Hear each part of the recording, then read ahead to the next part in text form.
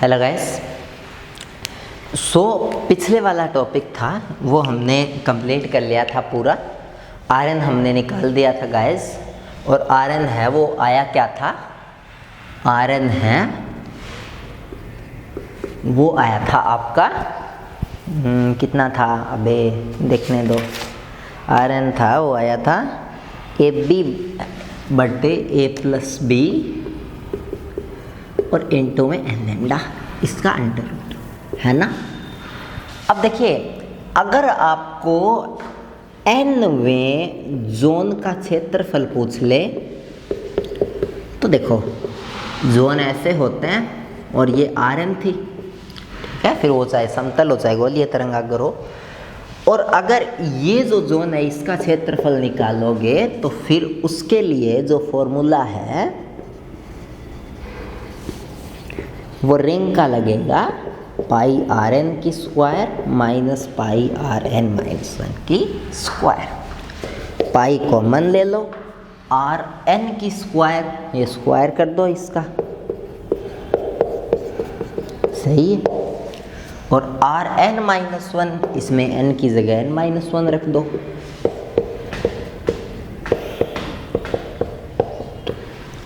हो गया ये। तो ए बी एन लैम्डा बटे ए प्लस बी दोनों में कॉमन आ रहा है, ए बी बटे ए प्लस बी लैम्डा कॉमन आ रहा है ना। तो यहाँ तो बचा एन, यहाँ बचा माइनस, यहाँ बचा एन माइनस माइनस एक प्लस, ये कट गया।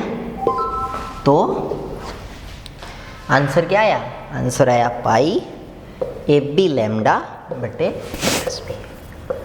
तो जो गोलीय तरंगाग्र होता है उसके अंदर जो जोन है वो एन पे डिपेंड ही नहीं करते, यहाँ कहीं एन है ही नहीं। तो मतलब चाहे पहला जोन हो चाहे दूसरा हो चाहे एनवा हो, सभी के क्षेत्रफल है वो क्या होते हैं, बराबर होते हैं।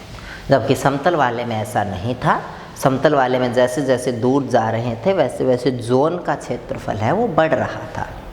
तो आई होप गाइस आपको पल्ले पड़ा होगा जो जोन है उसका क्षेत्रफल, ठीक है। कर लोगे इसको,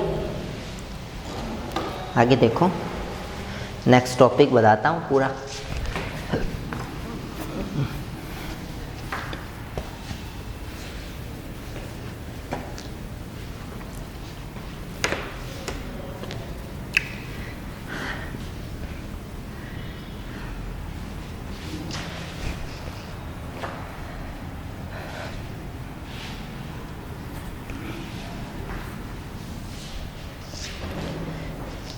नेक्स्ट देखो, उसके बाद वर्ताकार चकती के कारण विवर्तन, diffraction due to a circular disc.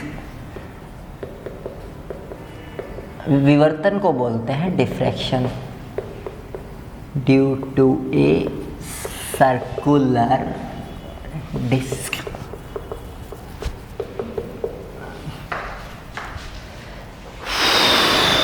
देखो बताता हूँ,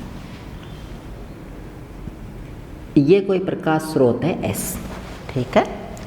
इस प्रकाश स्रोत से चलने लगा तरंगाग्र, ठीक है। और इस तरंगाग्र के आगे ये आपने रख दिया पर्दा, क्लियर है इतनी बात। और इस तरंगाग्र के आगे आपने कोई सर्कुलर डिस्क रख दी यहाँ, ये लाइन से मैं सर्कुलर डिस्क को दिखा रहा हूँ। अगर आपको लाइन से दिखाना ना पसंद हो तो आप इसके आगे सर्कुलर डिस्क ऐसे दिखा दो, बट मैं इस इतनी सर्कुलर डिस्क को इस लाइन से दिखा रहा हूँ, ठीक है। क्योंकि मैं वैसे दिखाऊंगा तो फिर मैं नहीं दिखाऊंगा वैसे, ठीक है। देखो तो ये सर्कुलर डिस्क आपने इसके आगे रख दी। अब देखो देखो अगर नॉर्मल रूल की बात करें, ठीक है, मान लो ये सीडी बहुत बड़ी है सीडी तो नहीं बोल, सर्कुलर डिस्क, एनीवे ये सीडी तो काफ़ी बड़ी है, डिस्क तो काफ़ी बड़ी है, मतलब काफ़ी छोटी है या काफ़ी बड़ी है पता नहीं हमें क्या है, ठीक है। लेकिन एक लाइट का एक जनरल रूल होता है, ठीक है।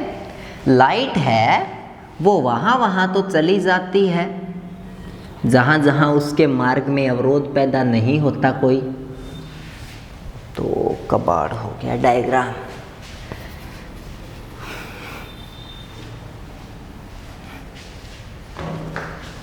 ये लाइट सोर्स है एस, इससे ये तरंगाग्र चला, इस तरंगाग्र के सामने बत्ता लग रहा है तरंगाग्र,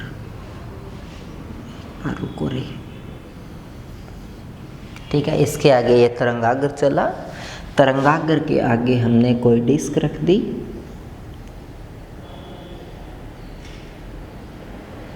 हमने ये एक डिस्क रख दी तरंगाग्र के आगे,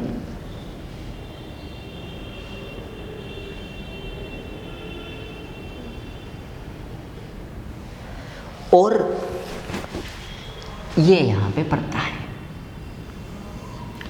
अब देखो, प्रकाश का एक जनरल सा रूल है, प्रकाश के मार्ग में जहाँ अवरोध उत्पन्न नहीं होता वहाँ प्रकाश अच्छे तरीके से जाता है और वो स्थान है वो एलिमिनेट हो जाता है, हिंदी में बोले तो प्रकाशमान हो जाता है, ठीक है। ऐसे ही इधर जहाँ प्रकाश के मार्ग में कोई रुकावट नहीं आती वहाँ प्रकाश चला जाता है और वहाँ के क्षेत्र को इल्यूमिनेट कर देता है और वो क्षेत्र प्रकाशमान हो जाता है। और जहाँ पे लाइट है वो नहीं जा सकती, वो उतना एरिया है वो क्या हो जाता है, ये अंधकार में हो जाता है। तो अगर डिस्क बहुत बड़ी हो तो उस कंडीशन में ये जो एरिया है इसके बीच का, ये एरिया अंधकार में हो जाता है, ये एरिया डार्क हो जाता है। ये एक जनरल रूल भी है। आप अपने घर की जो लाइट है उसके आगे अपना हाथ लगा लो ऐसे, ठीक है, मैं दिखाता हूँ।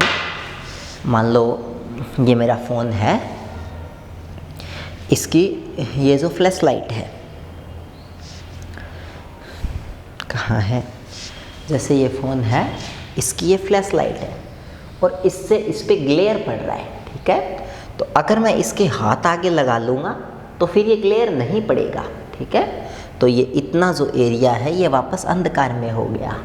तो अगर मैं यहाँ से हाथ हटा लूँगा तो फिर ये ग्लेयर हो गया वापस यहाँ पे। तो प्रकाश के आगे अगर कोई अवरोध आ जाता है तो वहाँ का क्षेत्र है वो अंधकार में हो सकता है। ये एक सिंपल बात है, किसके बारे में, लाइट के बारे में। लेकिन देखिए बहुत छोटे अवरोधक जो होते हैं, कितने छोटे, ये मैंने पहले लेक्चर में बताया था।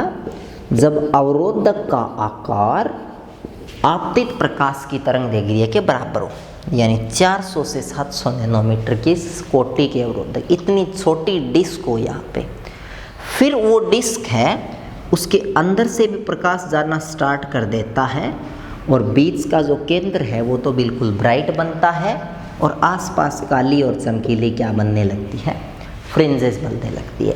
ये एक असामान्य परिघटना है जब विवर्तक आकार काफ़ी छोटा हो। ये प्रैक्टिकल अगर माइंड भी लगाओगे तो इस घटना में माइंड सेट भी नहीं होगा कि 400 नैनोमीटर के से 700 के बीच छिद्र है, छिद्र के पीछे भी उजाला हो रहा है, ऐसा माइंड में भी नहीं आएगा, ठीक है। माइंड में यही आएगा। तो वो तो एक असामान्य परिघटना है और उसी को विवर्तन बोलते हैं। तो कुल मिला के जब जो डिस्क है उसका आकार जैसे जैसे छोटा होने लगता है वैसे वैसे इस अंधकारमय क्षेत्र में प्रकाश की तीव्रता है वो बढ़ने लगती है। और जब इन दोनों की कोटि बराबर हो जाती है प्रकाश की तरंग दैर्घ्य की और विवर्तक के आकार की, तो उस टाइम सेंटर में अधिकतम तीव्रता का प्रकाशमान पुंज बनता है और ऊपर और नीचे घटते क्रम में तीव्रताओं के साथ फ्रिंजें दिखाई देती हैं। तो ये विवर्तन प्रतिरूप होता है किसके कारण, वर्ताकार शक्ति के अवरोध के कारण। आई होप गाइज आपको इतना पल्ले पड़ा होगा, ठीक है। अब देखिए हमें विवर्तन पढ़ना है तो हम शक्ति को इतना बड़ा मानेंगे ही नहीं कि वो अवरोध उत्पन्न करते। हम मानेंगे कि शक्ति बहुत छोटी है और यहाँ पर भी विवर्तन प्रतिरूप बन रहा है, बीच में चमकीली फ्रिंज बन रही है, आसपास काली फ्रिंज बन रही है, वो चीज़ें हैं वो हम लोग मानेंगे। बात आई समझ में। तो जब ये जो शक्ति है ये अगर बहुत छोटी होगी उस कंडीशन में जो बीच का पार्ट है यहाँ बहुत चमकीली फ्रिंज बनेगी पी और आसपास है वो घटते क्रम में काली या चमकीली फ्रिंजें बनेगी P1 वगैरह बिंदु पे। वो बाद की बात है, क्या बनेगी हमें भी नहीं पता। एक बार कर लोगे इतना समझ में आया? आई होप गाइज आपको इतना समझ में आया होगा। ठीक है, अच्छा नेक्स्ट देखते हैं। उसके बाद नेक्स्ट अब इसके अंदर अलग अलग छोटे छोटे डेरिवेशन है, छोटी छोटी कंडीशन है।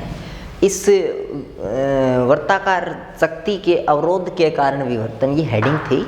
इस हेडिंग में तो ये डायग्राम बनाना है, शक्ति बहुत बड़ी हो तब बताना है क्या होगा, और शक्ति बहुत छोटी हो तब बताना है क्या होगा। ठीक है, अब इसके अंदर छोटे छोटे सब टॉपिक है, वो मैं करवाता हूँ। जैसे कि पहला सब टॉपिक है शक्ति के अक्ष पर स्थित बिंदु P पर तीव्रता। पहला है शक्ति के एक्सिस पर स्थित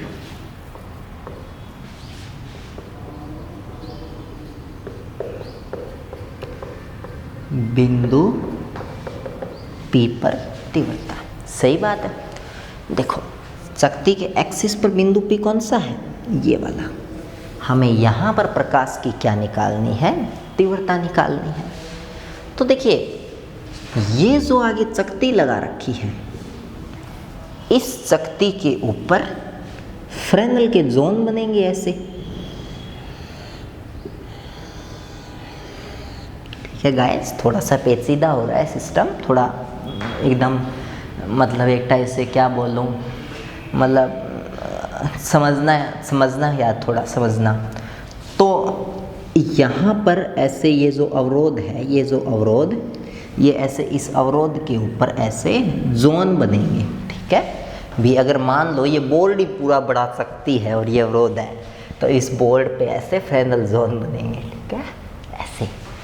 अब देखो ये जो फ्रेनेल जोन है, इन सभी जोन्स के यहाँ प्रकाश टकरा कर, यहाँ टकरा कर, यहाँ टकरा कर यहाँ पहुँचेगा, यहाँ ऐसे ऐसे प्रकाश पहुँचेगा, और यहाँ पर अधिकतम तीव्रता वाली क्या बनाएगा, फ्रिंज बनाएगा। बात आई समझ में? ठीक है। अच्छा एक चीज़ देखो, एक वैसे आपको एक चीज़ बताऊँ, मान लो कोई इतनी सी शक्ति है, इतनी सी कोई डिस्क है, तो इसके ऊपर जो फ्रेनेल के जो जोन बनेंगे ना, वो ऐसे बनेंगे। पहला जोन, दूसरा जोन, तीसरा जोन, चौथा जोन, पांचवा जोन। अरे सर तीसरे चौथे पांचवें जोन तो शक्ति से ही बाहर चले गए, जा सकते हैं गाइस। ठीक है, कोई दिक्कत वाली बात नहीं है, क्योंकि जोन किस चीज़ के बनते हैं, जोन प्रकाश के बनते हैं, ना कि शक्ति में लगने वाले मटेरियल के बनते हैं। ठीक है, और प्रकाश है वो सर्कुलर रिंग्स के रूप में फैल सकता है, बट हाँ ये फैलेगा शक्ति के समांतर। जैसे अगर ये बोर्ड है, इस पे अगर जोन बना, तो मान लो पहला जोन ये बना, फिर दूसरा जोन है वो ऐसे बनेगा। ऐसा नहीं है कि यहाँ दूसरा जोन बन जाएगा या पीछे बन जाएगा, नहीं, इसके समांतर में बनेगा। तो शक्ति से बाहर दूसरा जोन है वो जा सकता है। बात आई ना समझ में? तो ऐसे अगर मैं यहाँ चौथा जोन बना दूँ, तो उसमें आपको ताज्जुब नहीं होना चाहिए कि आपने तो जोन शक्ति से बाहर निकाल दिया, निकल सकता है। आई बात समझ में? ठीक है, तो ये आपको पता होना चाहिए। चलो आगे कुछ और बताता हूँ। तो ऐसे अलग अलग ये जो जोन है, पहली बाउंड्री, दूसरी बाउंड्री, तीसरी बाउंड्री, इन पे अलग अलग किरणें टकराएगी, उनके कारण फिर वो व्यतिकरण होगा, और व्यतिकरण के कारण फिर फ्रिंजें बनेगी। तो अगर मैं ये मान लूँ कि ये जो पहला जोन है, इसके कारण जो आयाम है वो E01 है, दूसरे के कारण E02 है, तीसरे के कारण E03 है, तो फिर बिंदु P पर परिणामी आयाम क्या होगा, वो सभी जोन्स के कारण कुछ इस टाइप का होगा। E01 plus E01 minus E02 plus E03 minus E04। ये मैंने बताया था ना, जब मैंने समतल वाला करवाया था, मैंने उसमें प्रूव करवा के दिखाया था कि ये अलग अलग जो जोन्स है, इनमें पहले तीसरे पांचवें के तो संपोषी होंगे, जुड़ेंगे आयाम, और पहले दूसरे, दूसरे तीसरे के उल्टे साइन वाले होंगे। तो उसमें ये चीज़ मैंने बताई थी। ठीक है, तो ये शक्ति के जो अक्ष पर स्थित बिंदु P पे परिणामी आयाम हो जाएगा।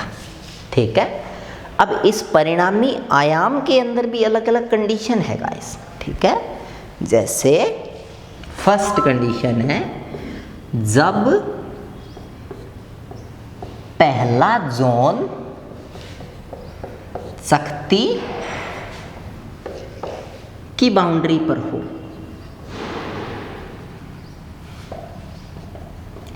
जैसे ये चकती है, इस पे पहला जोन यहीं बने, दूसरा यहाँ बने, तीसरा यहाँ बने, तो फिर पहला जोन है वो चकती की बाउंड्री पर बना, मतलब ये पूरी चकती है, इसकी त्रिज्या और पहले जोन की त्रिज्या बराबर हो गई।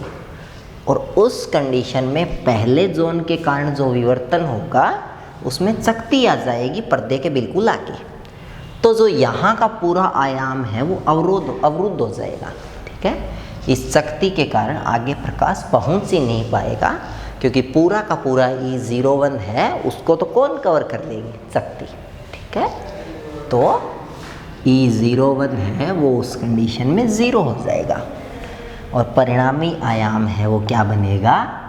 -E02 plus E03 minus E04। ये सीन है, ये आगे आगे ऐसे चलता जाएगा। आई होप गाइज आपको पल्ले पड़ा होगा मैंने जो बताया है, कर लोगे ना इसको? ठीक है। अच्छा, एक चीज़ आपको और यहाँ पे पता होगी कि ये जो ऐसे ये जो डेरिवेशन निकल के आता है, ये जो डेरिवेशन निकल के आता है, ये लास्ट में जाता है -1 की पावर e की पावर 0n तक। और ये हमने कल एक वो किया था, ये इसमें लास्ट में निकल के आता है -E02/2, और यहाँ दोनों आ सकते हैं, प्लस भी आ सकता है और माइनस भी आ सकता है, E0n/2। ये मैंने कल या परसों में पहली वीडियो में समझाया था, मैंने इसको खोल के दिखाया था कि देख लेना गाइस आप। ठीक है, अब अगर इतना बताऊंगा ना तो फिर वीडियो काफ़ी लंबी हो जाएगी। और मैंने ये भी बताया था कि nवां जोन जो होता है उसके कारण तिरछापन बहुत ज़्यादा हो जाता है, तो ये भी किस में चला जाता है? 0 में। तो कुल मिला के जब ऐसा केस होगा उस कंडीशन में E सिर्फ रहेगा -E0/2। ठीक है, और हमें बिंदु P पर तीव्रता निकालनी है। तीव्रता I बराबर होती है Ka²। तो डायग्राम तो नहीं मिटाऊंगा, यहाँ बता दूंगा।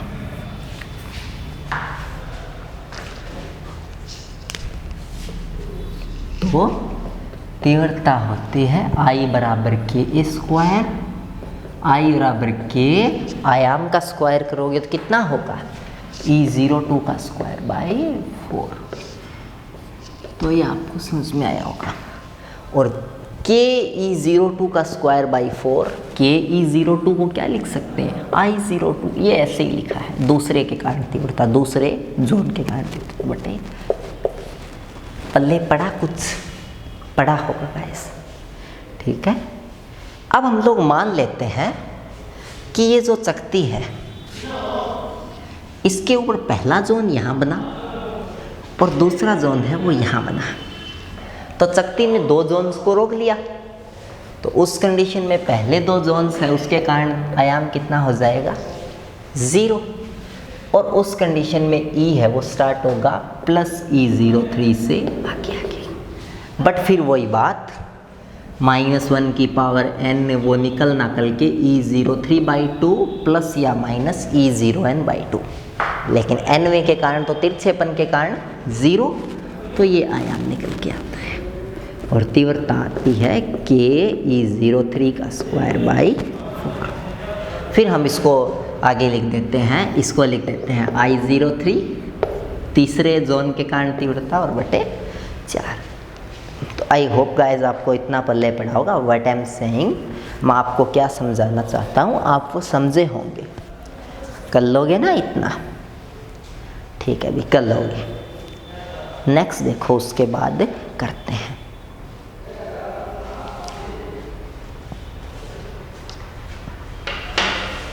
तो ये पहला तो कंप्लीट हो गया, चकती शक्ति के अक्ष पर स्थित बिंदु P पर तीव्रता। आगे देखो कितना टाइम रिमेनिंग है, पूरी 10 मिनट रिमेनिंग है। चलो मैं अगला तो करवा ही दूंगा।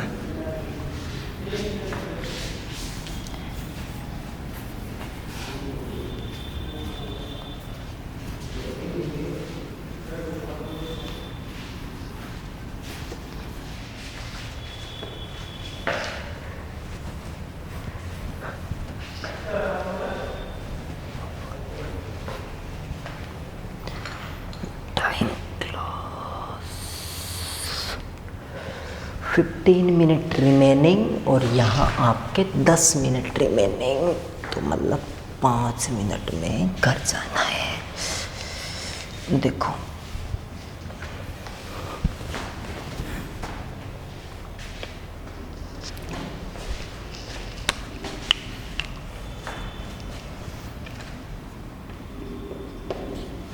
तो उसके बाद में अगर बात करें, नेक्स्ट है दूसरा,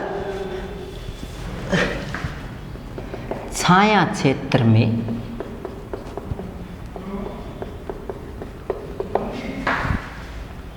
अनाक्षीय बिंदु पर तीव्रता।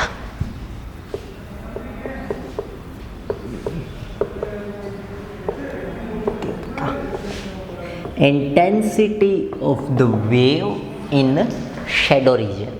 ठीक है, देखिए क्या बोलना चाहता है। ये प्रकाश स्रोत, इस प्रकाश स्रोत के आगे ये तरंगाग्र, इस तरंगाग्र के आगे ये चकती और इस चकती के आगे ये पर्दा। ठीक है, अब यहाँ अगर देखो तो ये जो बिल्कुल यहाँ वाला पॉइंट है ये P, थोड़ा सा अगर यहाँ पॉइंट आता है कोई,